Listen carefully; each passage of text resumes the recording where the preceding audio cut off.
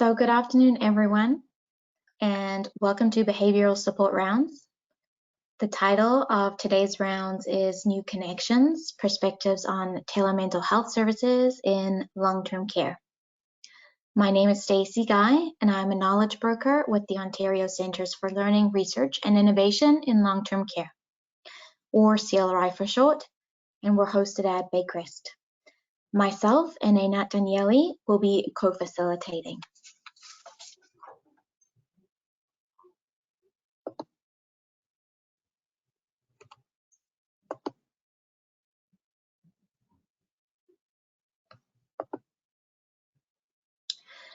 So although we are meeting virtually, we acknowledge that Baycrest and our partners at the TCH Lynn Behaviour Support Programs operates on the traditional territories of many Indigenous nations, which have cared for the land for thousands of years, including the Anishinaabe, Haudenosaunee, and Huron-Wendat peoples. And we recognize the current treaty holders, the Mississaugas of the Credit First Nation. This land remains home to many diverse First Nations, Inuit and Métis people, and is subject to the Dish with One Spoon Wampum on an agreement to peaceably share and care for the Great Lakes region. We are grateful to have the opportunity to work on this land today. You may live and work in different territories, so we encourage you to reflect on the land on which you are located and to consider your relationship with the land and to the people who are traditional keepers of the land. In response to the remains found of the 215 children who were placed in residential school system, I would like to amplify Dr. Lisa Richardson, who said, "May the families, their nations, and all survivors of residential schools be surrounded by love and support." Rounds is supported in part with funding from the Government of Ontario through Ontario CLRI Behaviour Support Seniors Program and Toronto Central Local Health Integration Network.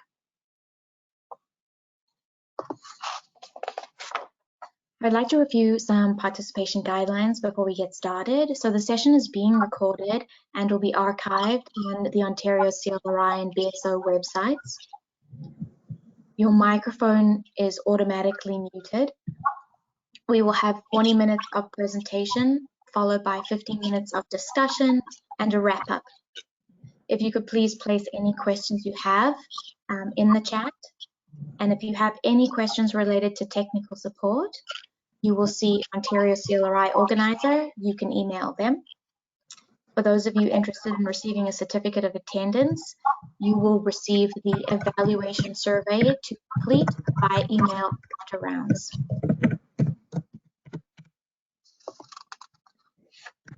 I'm going to turn it over to Einat. Hi everyone, my name is Einat. I'm the Clinical Manager for Behavior Support Services for the Toronto Central LHIN, and I'm very happy to introduce the topic for today and our speakers. The topic of new connections, perspectives on telemental health services in long-term care will be presented today by Dr. Simon Yu, who is currently completing a clinical fellowship in geriatric psychiatry at CAMH with a focus on outpatient geriatric psychiatry and long-term care outreach. He will be starting a position in inpatient consultation as an inpatient consultation liaison and community geriatric psychiatry at the Ottawa Hospital in July, so congratulations for that, and as well as becoming a lecturer at the University of Ottawa. And Dr. Aviva Rostas is currently on staff at the Center for Addictions and Mental Health and works with the Geriatric Psychiatry Inpatient Unit. Many of you know Aviva from before, in transitional housing for seniors and consulting to long-term care homes. She is a lecturer in the University of Toronto Department of Psychiatry.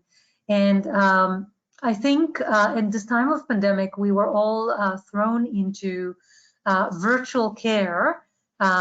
Whether we were doing some of that before or doing none of that before, we all kind of had to be introduced to this through the pandemic and became part of our reality.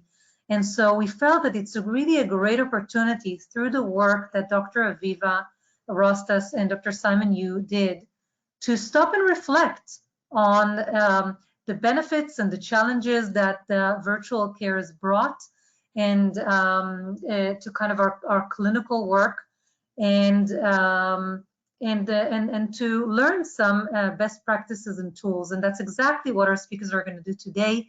So with that, Dr. Rostas and Dr. Yu, I would like to pass on the torch to you to take this away.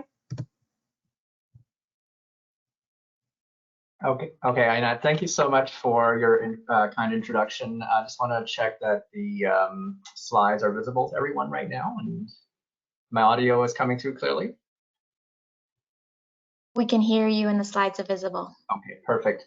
Okay, well, thank you very much for everyone for coming to our presentation. Oh, and I just gotta, and can everyone see me now as well? Yes, that's perfect. Okay. Thank you. All right, thank you everyone for coming to our presentation today. It's a privilege to be able to share our work with you all today. As Einat was introducing, so my name is Simon. I'm a geriatric psychiatry fellow, and for the past year, I've had the privilege of working with Dr. Rostas at CAMH. A big part of my fellowship is on doing outreach to long-term care facilities. And so this kind of has led both Dr. Rostas and I to our topic today. And so our talk today will be focusing on the changes to the delivery of psychiatric care to long-term care facilities during the COVID-19 pandemic, and particularly in the form of telemental health services. So we'll be discussing both the advantages and the challenges of applying telemental health services to the long-term care population, as well as an initiative that Dr. Rostas and I have started to help improve the quality of telemental health care for these patients. So to start with the disclosures, neither Dr. Rostas nor I have any disclosures to make.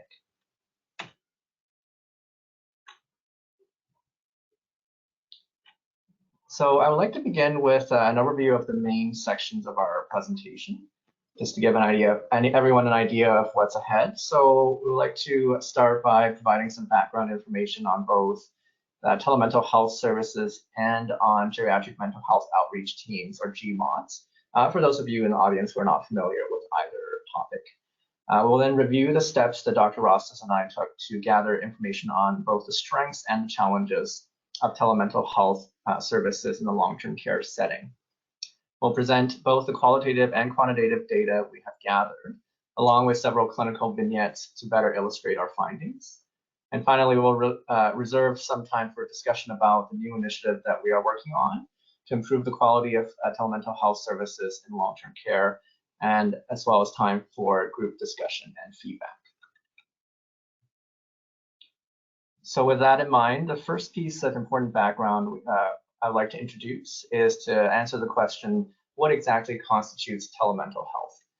And so, looking at the different definitions, I went with the one by the American Psychological Association because they are actually the author behind some of the most extensive guidelines for telemental health services. So according to the American Psychological Association, telemental health is defined as the provision of behavioral and/or mental health care services using technological modalities instead of or in addition to traditional face-to-face methods. They provide also examples of telemental health, such as over-the-phone psychotherapy, diagnostic interviewing via video teleconferencing, or the use of applications to track mood states, consultations via emails, etc. Specifically in Ontario, telemental health is historically most often used to provide services to rural and remote communities. For example, CAMH has a telemental health program that mostly operates based on a consultation model to remote communities. In certain cases, the CAMH program also provides follow-up visits, telemental health visits in coordination with local family health teams. And the second piece of important background information is to answer the question, what are geriatric mental health outreach teams, or Gmods? And again, for those of you who are not familiar, Gmods are multidisciplinary teams composed usually of psychiatrists, nurses, occupational therapists, and other allied health professionals. And in Toronto, Gmods are usually based out of a hospital such as Baycrest, CAMH, St. Michael's Hospital, or UHN, among others. Prior to the COVID-19 pandemic, Gmods would conduct regular in-person visits to long-term care facilities, usually on a monthly basis, and they provided both consultations and follow-ups. The CAMH Gmods in total serve 21 long-term care facilities across Toronto, and the Gmod that Dr. Rosses is part of is connected with 3 long-term care facilities. When I started working with Dr. Rosses and the CAMH Gmod team, that was back in summer of 2020. However, the work I ended up doing with the Gmods and with Dr. Rosses over the past year has differed in many ways compared to the model that I just described here, and this was mostly due to the COVID-19 pandemic. And so when the COVID-19 pandemic started, psychiatric care for long-term care residents changed almost overnight. All in-person visits to long-term care facilities were abruptly stopped, and this included Gmod visits as well. So when the pandemic began in March 2020, I was at that time working with Dr. Corinne Fisher at St. Michael's Hospital at their Gmod, and there was an urgent need at the time to develop a new way to provide psychiatric care for long-term care residents. And again, this had to essentially happen on the fly. So telemental health assessments really became the only way for the team to continue providing care for long-term care patients. And this was also the first time telemental health has been used by Dr. Fisher's team at St. Michael's Hospital. And so we encountered many challenges as well as many opportunities in the beginning as well. And so after starting my fellowship in summer 2020, I saw that Dr. Ross's Gmod was also dealing with many of the similar challenges and opportunities related to the rapid transition to telemental health services for long-term care. So at this time, with that background in mind, I'd like to introduce an interactive activity for the audience. And we'd like to pose a question to the group today, which is, what words come to mind when you think about telemental health services, specifically in the long-term care setting? And we thought it would be a good idea to do a word cloud interactive activity with this as well. So I think probably the best way to do that would be for me to paste the link into, the link is posted here, and there's also another way of joining that as well, which is to text Sung Yang Yu, my name, 323 to 37607 to join the activity as well. So it may be helpful if I also just paste a link into the chat. Just going to quickly exit the presentation for a moment, and I can get the link pasted. Let's see if that works. And I'll just open up the activity here and activate it. Can everyone see the link, or did it only go to the panelists? Oh, I think it may have only gone to the, how do I message everyone? Oh, hang on, I think there's a drop down. Agnes will post it in the chat for everyone. Okay.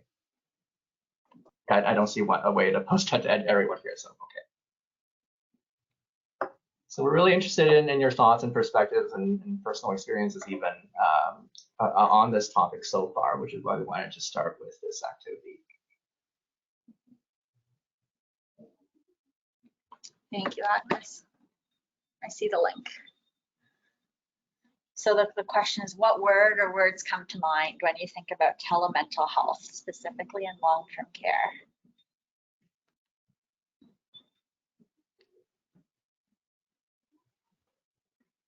Okay, someone's figured it out. We have a word.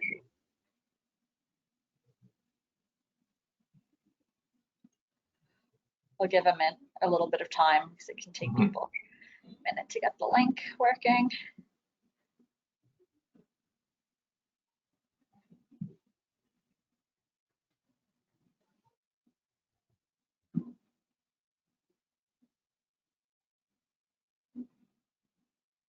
Okay, good. We're seeing a lot of words start to come up.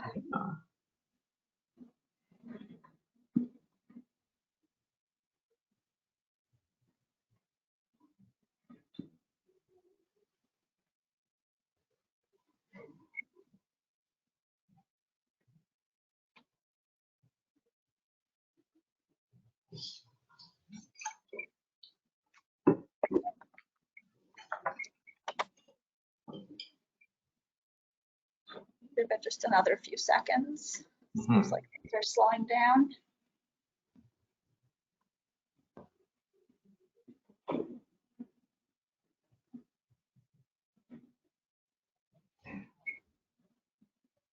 Okay. What do you think, Simon? Maybe that's the end of the responses there. But so thank you so much, everyone, for your input. So on first glance, I think challenging is the biggest word that has come up. And I think that's, oh, hang on, there's somebody that's responded. Yeah, but challenging is the most common response. And I think that reflects actually in a large way our presentation today. Because while we, through our work on the project over the past year, heard about both the advantages and the challenges of mental health in long-term care, I think our focus has definitely been more on looking at the challenges, because our goal is to try to improve the quality of care. So looking at the challenges was more salient. I'm just looking at some of the other words here. So we got barriers, inequities, difficult, inconsistent. There we are. So those are all, I think those touch on some of the themes, again, relating to the challenges that we've looked at over the course of our work. I see someone put here, I don't know if that's referring to hearing, but that also relates to something we'll touch on later. Aviva, do you have a comment, thoughts on? No, this is great. So I think we're seeing a lot of the bigger words are kind of the challenging, the difficulties, but I am seeing some positive words too, right? I see compassion, I see robust, efficient. So it's great that people are able to see some of kind of the advantages and disadvantages, because there are both, right? And that's what we'll be outlining in today's presentation. So this is really great to get people's initial thoughts. Great. So at this point, I'll go back to the presentation. All right, so moving on to the goal or the aim of our project. So as I started working with Dr. Rostas, so we started, like as I said, we started working on an academic project focusing on the major changes that were taking place with how Gmods operated and with the implementation of telemental health services on Gmods. And we wanted to find ways to improve the quality of care of what was being provided by Gmods after the transition to telemental health. The first thing we needed to do was to take stock of what was going on and identify what the key issues were, and to get input from all the major stakeholders. So with that aim in mind, I started working on the first part of the project, which was to review the available guidelines on telemental health. And it was specifically focused on any information in these guidelines that might relate to geriatric psychiatry or to long-term care facilities. Dr. Rostas and I then conducted several interviews with experts on telemental health at CAMH. And last but not least, we created an online survey, which was sent out to the behavioral leads and directors of care at the 21 long-term care facilities that were connected to the CAMH Gmods.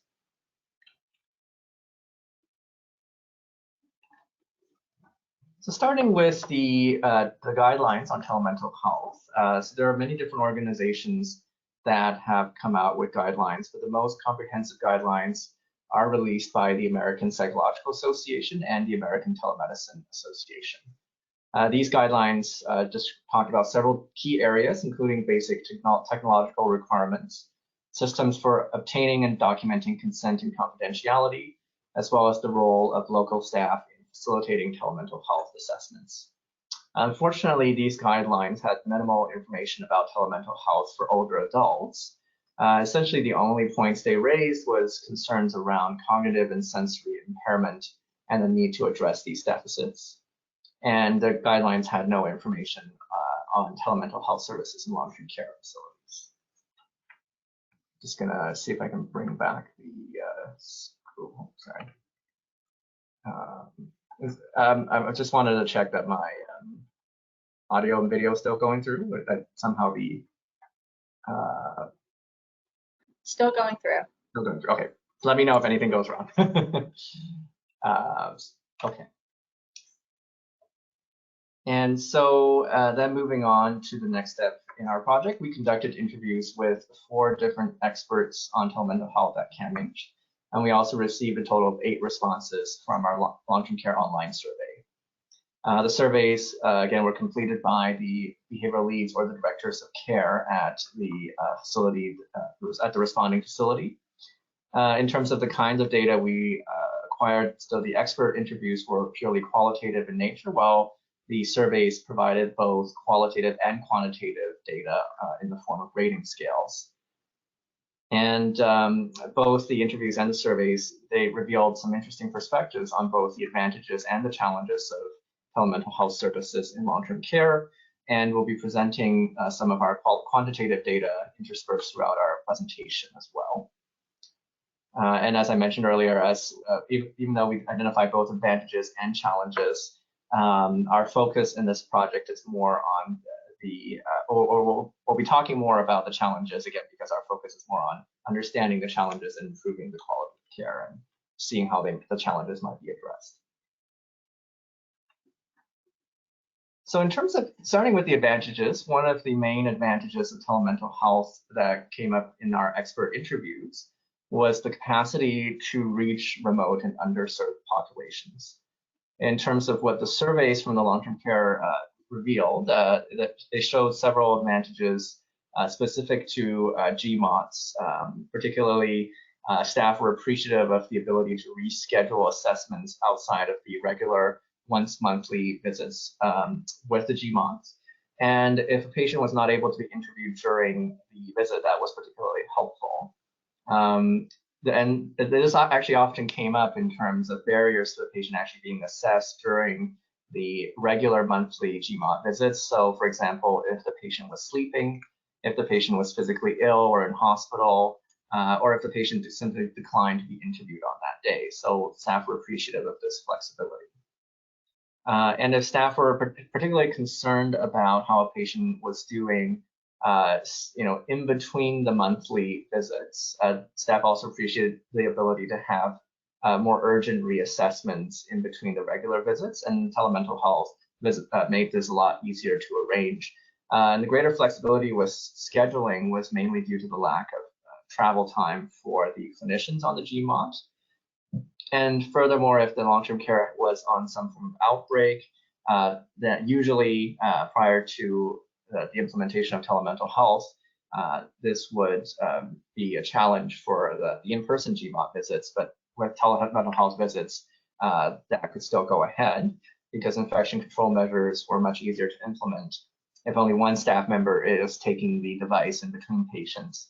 And this was particularly relevant during the COVID-19 pandemic. So at this point, I'll pass the mic over to Dr. Rostas for this next section.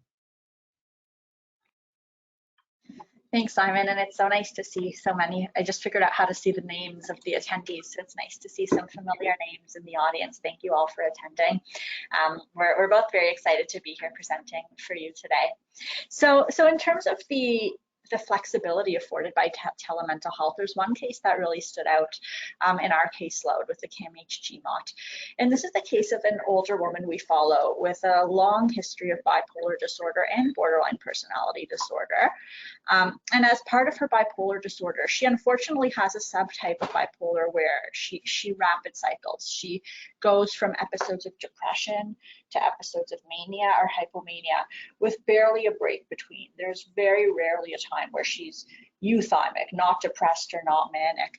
And these episodes happen for her very, very frequently, unfortunately, within every few weeks to months. So in this case, we, in the previous model, we would see her monthly, and it wouldn't necessarily be sufficient to capture her every time she became ill, to intervene early every time she became ill. And when she becomes ill, she becomes quite ill. She's developed catatonic symptoms in the past. She's become quite suicidal in the past. So that this model worked really well for her. Because as soon as the team noticed she was starting to go high or a bit low, we were able to book in an extra visit.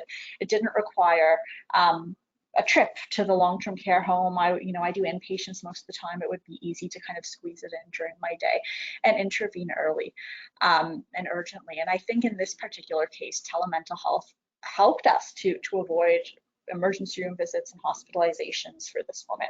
So this was a case where telemedicine was so useful in long-term care. Can you change the slides? So, and as Simon said, we'll be kind of showing some of our quantitative results from our survey interspersed through our presentation. So here's our first question that we asked, which is, telemental health helps facilitate urgent assessments, and asked participants to what extent they agreed or disagree with that statement. And as you can see, I mean, we only had 8 respondents in our 21 homes, but the vast majority, 75% of respondents, agreed that telemental health very much does help facilitate urgent assessments. So this is really one of the strengths, and hopefully one of the learnings from COVID-19 and how we've had to pivot in terms of the advantages of telemental health. Next slide. Thank you. Yet, although we did find some advantages, we found a lot of challenges as well, and the rest of our presentation will be focused primarily on the challenges and areas for improvement. Once we had our information from our surveys, from the long-term care homes, from our interviews with experts in telemental health, we analyzed the information and came up with some common themes. And the 4 main themes we came up with, which we'll go into more detail in the upcoming slides, include patient factors, staff factors, factors related to technology, that's of course a big one, I'm sure resonating with many of you, and then factors relating to consent and confidentiality. And we'll try to illustrate each of these areas with a case. So we'll start with patient factors. So this was a case, Ms. X, she was an older woman in her late 80s, who had just moved into the long-term care home and was quite paranoid. And although it was, the long-term care staff noticed the paranoia, it was actually her daughter who was most distressed by it. She would call the daughter, telling her that people were stealing from her, her belongings are going missing. The daughter was quite concerned about her mother and did some reading on the internet and became worried that her mother has schizophrenia. So the daughter had reached out to the long-term care team and asked for a psychiatry consult to determine if her mother has schizophrenia. And the staff did say, this woman is very suspicious. She does think that we're stealing her belongings. She's hoarding her items in her room and hiding them. She's very suspicious of her medications. And we didn't have too much information about her past history. So we went virtually to assess Ms. X. Next slide. And poor Ms. X, when the staff showed up with the laptop with us on the screen, and it really frightened her, right? And I felt like a paparazzi, like she ran away on the screen, covering her face and with newspapers shouting, no cameras, right? So she was so frightened of what exactly was going on with this process. And we really could not do the assessment, and staff said, they tried to kind of discuss with her again, and it was just, she remained very, very paranoid about anything to do with cameras and people on screens and things like that. Next slide. So at this point, we'd like to open things up for discussion. So we really were not able to assess her at all. I mean, there is, of course, useful information to be gleaned from that bit of assessment. But it was the height of the pandemic. We really, going into the home in person was not an option. What would you do? Like, any ideas from the group how we could engage her in a telemental health interview or get some sort of psychiatric assessment on this woman? And I'm not sure, Agnes and Stacey, if we're able to open it up so people are able to discuss. So people will be able to either put it in the Q&A, the questions section, or in the chat. Okay. So I can read out if I see anything coming up in the chat or the Q&A, but I guess people can't speak aloud. No. Okay. And I think we do have, hopefully we'll have time for discussion at the end as well. I'm not sure if people will be able to speak aloud at that point, or. So we have a question. Are you able to have their family or designated care provider present to help? That's from Kathleen Edwards. So good question. So this was fairly early in the pandemic, before things had opened up to the extent they are now, where with essential visitors and that. So at that point, it was not an option. And I think in this particular case, the daughter actually lives in another city, like lives out of town. So another reason that wouldn't have been a possibility at the time. But in this current time, and if it was a closer by family member, that would be a great idea to help with helping Miss X feel more comfortable and hopefully facilitating the assessments. That's great. I don't know if I can see the chat, or I didn't see that one. Has anything else come up, Stacey? Let's see here. Janine Davis says, could you start with a phone call and then explain the video call? So that's a great idea, right? Take away the camera, because it was specifically no cameras that she was concerned about. It does lack, I mean, as many of us who are doing virtual care or care by phone, you know, it's always helpful to get a visual, but that might be a place to start. Is there anything else, Stacey? If not, I can move on in the presentation. So we've had a few. So Leslie is saying, I have had my behavioral leads ask the questions while hiding the camera. Yeah, so that's a good one. Yeah, so they don't really know we're there. And then Kathleen says, I would explore the location of the assessment. Is there a space where they are at ease, comfortable? Does the home have a multi-sensory room or another intervention that may help calm them to help ease the emotional response to the use of technology to complete the process? Great, excellent. So you're already jumping the gun, getting to some of our points later on in the presentation around the location and ensuring privacy and confidentiality. Excellent points.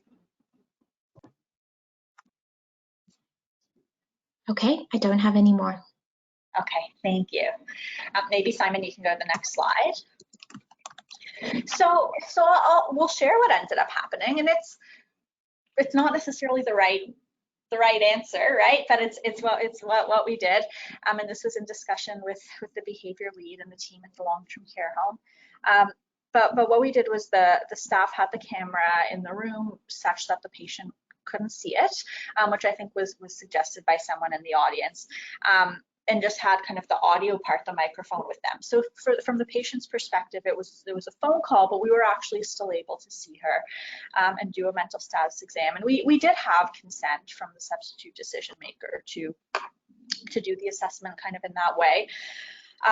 But it does, you know, there is maybe, for me at least, there on the one hand, we did what we have to do to get the assessment done, right? And we were able to determine, you know, based on this woman's finding out more about her history and her presentation, that this wasn't schizophrenia, that this seemed more in keeping with dementia, with some paranoia as a part of that. But, you know, there's also maybe an icky feeling to it that we're not being fully forthright with the patient.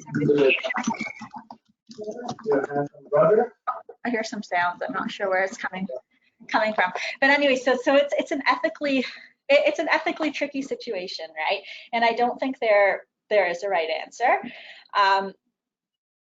But it's one of those things kind of we did what we have to do to get the assessment done, and we were able to come up with a diagnosis, as I mentioned, and to work with the team on some non-pharmacological interventions, which really worked quite well. So overall, you know, it was a success, and of course we were able to provide some reassurance to the daughter that her mother did not seem to have schizophrenia. Sorry, there's lots of codes at CAMH, so hopefully they won't interrupt us too much as we're presenting. All right, should we go to the next slide?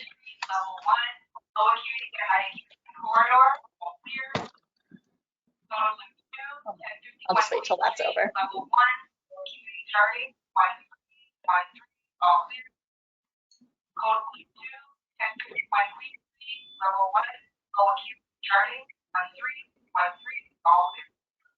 All right, sorry about that.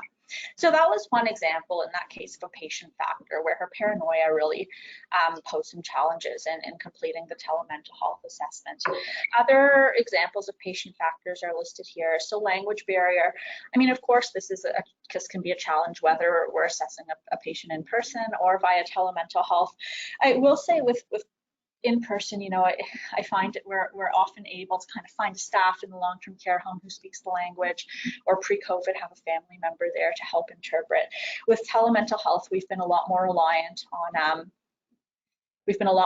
reliant on using our kind of official CAMH interpretation service and having them on the virtual call, which has been, you know, for people who are already a little bit confused by the technology and having multiple faces on the screen, suddenly you have an extra face on the screen providing translation, and it can become really tricky and confusing for the patient. Cognitive impairment, of course, adds a layer of challenge. You know, people don't understand what's going on. They don't kind of understand who they should be looking at and they should be talking to and where this person's coming from. Sensory impairments, and those are some of the words that came up earlier in our word cloud, right, around the ability to hear, the ability to see.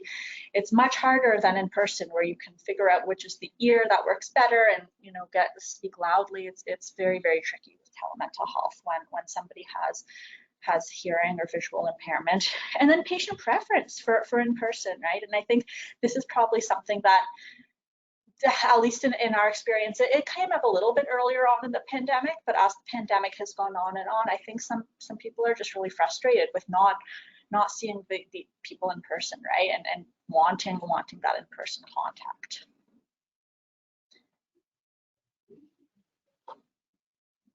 Yeah, so moving on to the next theme. So the first theme was we talked about patient factors, and the second theme that came up was about staff, particularly staff at the long-term care facility. I just want to start by saying this is by no means placing any blame or pointing any fingers, but just kind of acknowledge some of the reality that has taken place and that we've noticed going on. And so I'd like to start with a clinical vignette. And this happened in early 2021 with one of the facilities that Dr. Rosses and I were doing a telemental health visit to with the Gmod. And unfortunately, there was significant staff turnover at this long-term care facility recently, to the point where the facility did not at that time have a behavioral lead. And so the visit was actually facilitated by a covering nurse.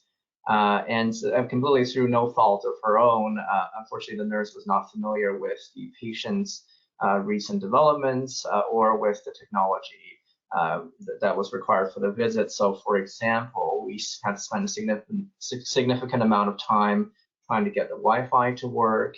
And we also had to spend more time, the nurse had to go to the individual personal support workers and get updates about how the patient had been, each patient had been doing lately. This is very different from how things used to go with in-person visits, where the Gmod team, the clinicians on the Gmod team, could actually go speak with the PSWs, for example, if the behavioral lead, there was something the behavioral lead did not know. If the Gmod was able to be there in person, we could also review the patient's chart as well. And so none of this was accessible as part of the telemental health visit. And so as a result, the visit progressed a lot more slowly, and we had to reschedule several non-urgent patients for another visit just because we did not have enough time to see everyone. And so going back to the results from our long-term care survey, as you can see here, there is significant variability in how comfortable staff at long-term care facilities feel about the amount of training that they receive for telemental health. So the question was, or the statement that we asked people for their agreement on, is that staff have received adequate training related to telemental health services. And this does match with our own experiences working with several of our partner long-term care facilities. Some staff are more comfortable at some facilities, while other staff at other facilities may not be as comfortable with the technology or be as familiar with the patient. And as I just mentioned, staff turnover, particularly as the pandemic progressed, has become a major factor and a major impact on this as well. And so to summarize, the long-term care staff, particularly the staff member who is facilitating the telemental health visit, carrying the device around, providing updates about how the patient updates, that staff member plays a critical role in the success of telemental health assessments. As the Gmod clinicians are no longer able to speak directly with the PSWs or read the patient's chart, the staff who is facilitating the visit has become a sort of a gatekeeper and a relay point for most of the information related to the patient. And many challenges can emerge if the staff who's facilitating the visit is not sufficiently familiar with the technology or with the patients themselves. And since we're on the topic of staff, one of the other things we tried to measure with our long-term care survey was how satisfied staff were with how telemental health assessments are conducted. And we wanted to know whether the telemental health assessments were working for them as well. And as you can see here, staff were generally somewhat satisfied, but not completely satisfied. And this just goes to show that there is room for improvement from the perspective of staff experience as well. I'll pass back to Dr. Rostas. Thank you. So we'll dive into a clinical vignette illustrating some of the difficulties with technology. So this was a case of an older woman we were seeing for depression. She also has poor mobility relating to arthritis and other sorts of health issues. And she happened to be seated in a chair in her room that was kind of deep into her room, like far from the hallway, with poor Wi-Fi reception. And this, that we're giving this case, but this happens all the time, right? Like patients are in their bed and the Wi-Fi is bad, or they're in a certain area of the home that's not even far from the door, but the Wi-Fi just isn't good. And it's so tricky, right? I'm sure we've all been through it. It's cutting out. There's lots of, can you hear me? Can you see me? I think we've disconnected.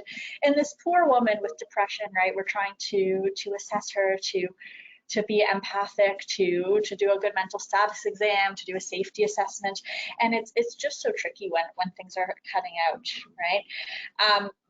And the staff at the long-term care home, of course, are trying to help, and she, moving her chair and moving her wheelchair, and with people with mobility concerns and who are already might be difficult to engage.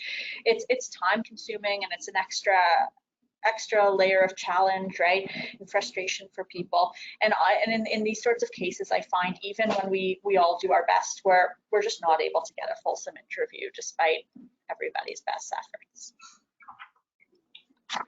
Next slide. So this is, again, from our survey, and this is around staff comfort. So staff at my facility feel comfortable with the technology required for telemental health assessments. And actually people, by and large, agreed or strongly agreed that staff do feel comfortable with the technology.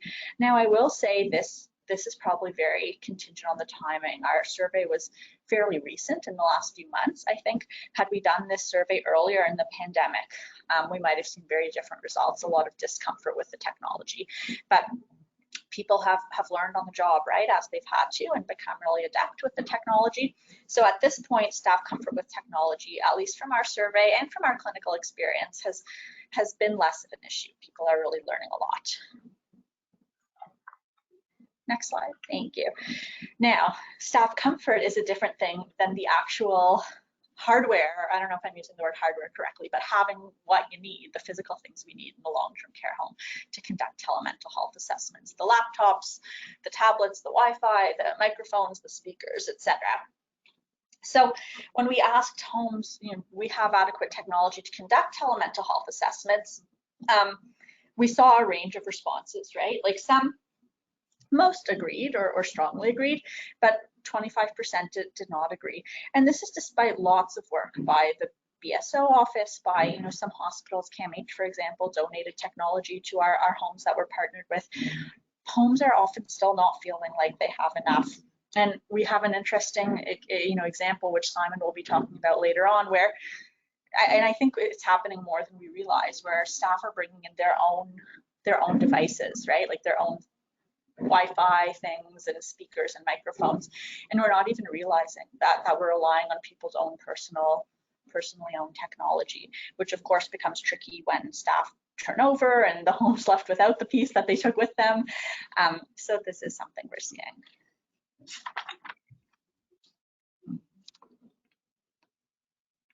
So in terms of technology, just to kind of summarize, long-term care homes are sometimes lacking adequate technology for telemental health visits. Internet, Wi-Fi connectivity problems do continue to be an issue. And then, audio and video problems, just not being able to see, not being able to hear. And I would add here, which I guess goes along with lacking adequate technology, but reliance on people's personal devices, we are seeing more and more of. All right, next slide. So moving on to the final major theme, one of the new challenges and complications that has come from the switch to telemental health is in the realm of consent and confidentiality. And so as usual, I'd like to start with a clinical vignette. And this is about an elderly gentleman with a history of Alzheimer's dementia, as well as behavioral difficulties in the form of agitation and aggression. The patient unfortunately contracted COVID-19 and was admitted to hospital. Fortunately, he recovered. After his return to the long-term care facility, he developed severe aggression. And we were asked by the behavioral lead to urgently reassess the patient because of the severity of the aggression. But the challenge specifically here with respect to consent and confidentiality was that the patient's substitute decision maker had previously given consent for the Gmod referral, but had not given specific consent for the patient to be seen via telemental health.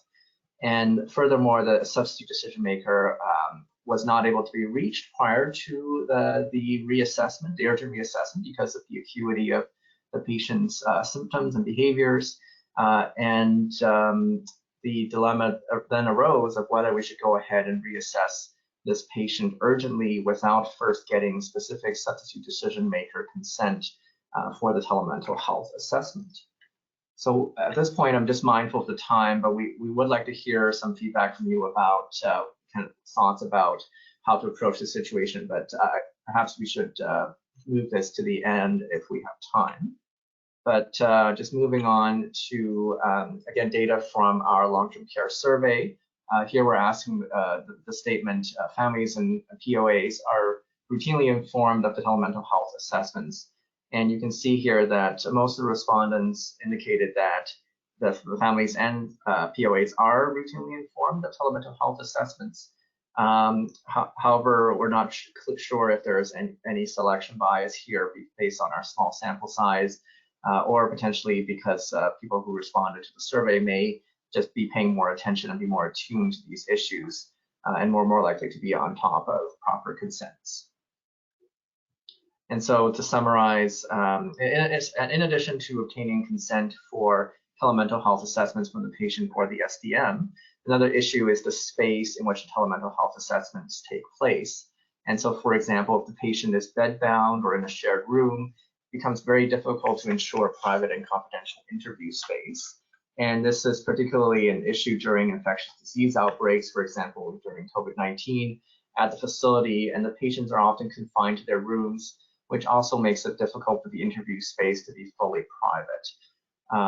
And lastly, there was there were some issues with finding a secure and confidential, but also easy to use way of sending and receiving information about patients, such as progress notes from the Gmods, and that includes our recommendations after each visit.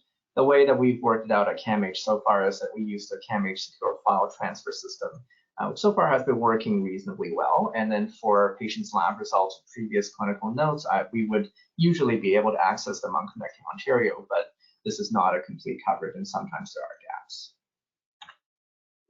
And so now that we've reviewed the four main areas of the challenges when it comes to telemental health services and long-term care, we would like to share some of our work so far on improving the quality of care in this area. So as I mentioned in the beginning, one of the goals of our projects was to develop a pre-visit checklist, and with the target audience being the behavioral lead at the long-term care facility, and the intention is for this to be used by the behavioral lead either as they make the Gmod referral or as a pre-visit checklist before each Gmod visit. And the goal of this checklist is not to preclude any referrals, but to remind the behavioral lead to identify the potential gaps and to work with the clinical team to address these gaps as much as possible. And so based on the 4 different domains that we've identified so far, we've broken the checklist into 4 sections.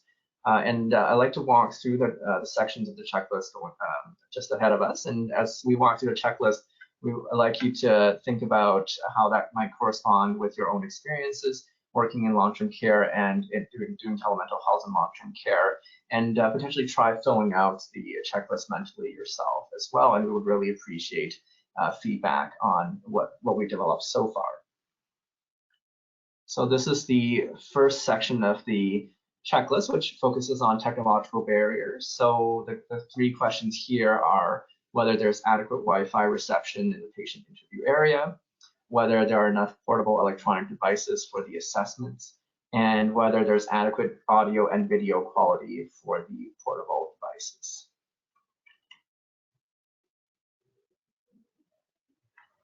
So our second section focuses on consent and confidentiality. And the first section talks about whether consent for telemental health assessments have been obtained as part of the psychiatric referral process, either from the patient, if the patient is capable of consenting to the telemental health assessments, or from the patient's POA or substitute decision maker if the patient is not capable. The second question asks about whether a private interview space is available for the telemental health assessment.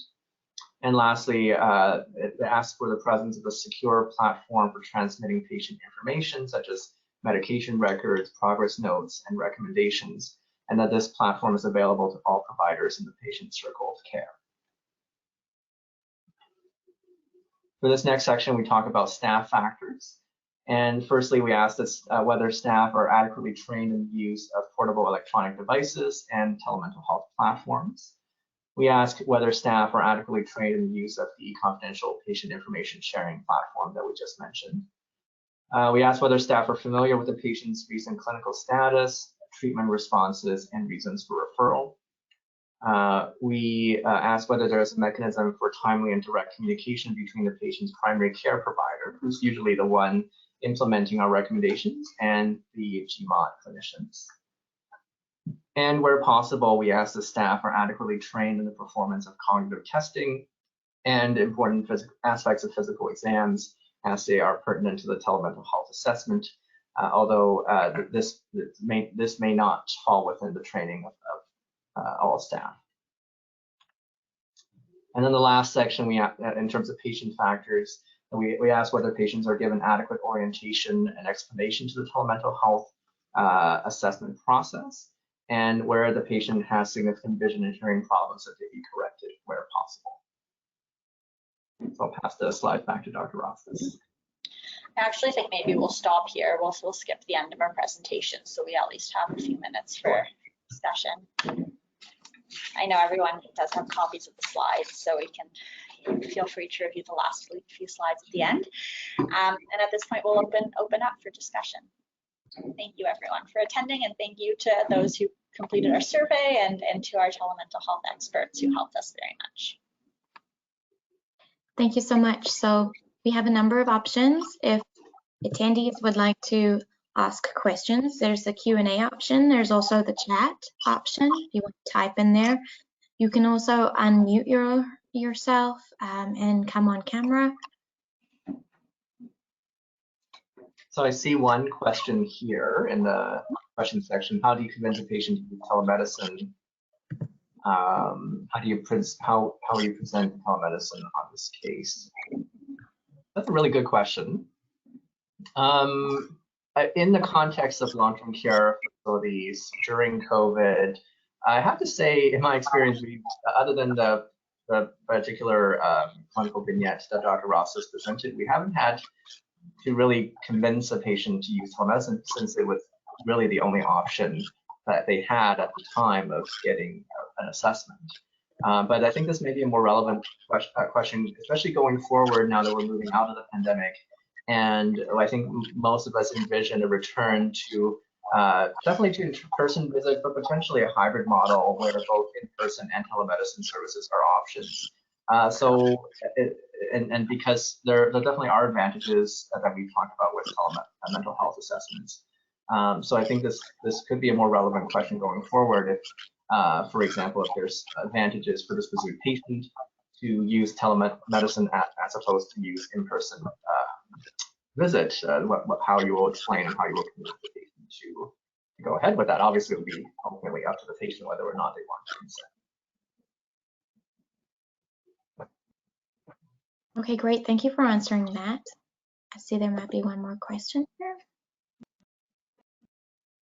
Is there a chance we can move back to in-person consults in the future? I think that is definitely the plan. I'm not sure if Dr. Tarasa, would you like to answer that question? I don't want to hog all the time here. Sure. Sorry, something's funny. I can't see any of the chat. So, I mean, I think the official answer, it's not up to us, right? As psychiatrists, as Gmods, that's up to, the Ministry of Health and the long-term care homes, and that, but I think we all foresee situations where things open up more and we're able to gradually, to some extent, return to in-person visits. And personally, what I think would be great would be a hybrid, right, where we have some in-person contact, right, to address some of those things that really just cannot be addressed adequately via telemental health, but where we also reap some of our learnings from the pandemic and are able to use telemental health for things like urgent assessments or to enhance our flexibility in certain situations, right? And I think hopefully we've taken from this experience that there are some good advantages and some things we can gain from telemental health, and hopefully continue to use it not on its own, but as we provide psychiatric care to long-term care residents.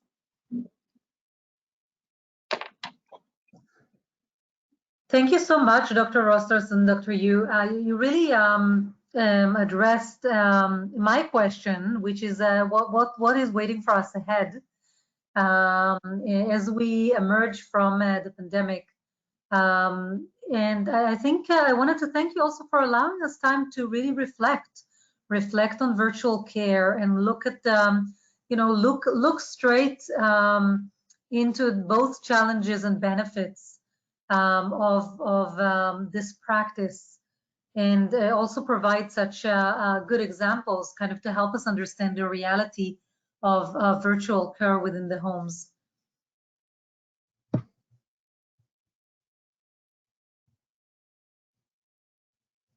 Thank you, Einat, so much for having us present and for organizing this, up to Stacey and Agnes. Thank you, Einat, and thank you everyone for attending today. Thank you, Stacey and Agnes, for your help with facilitating the presentation.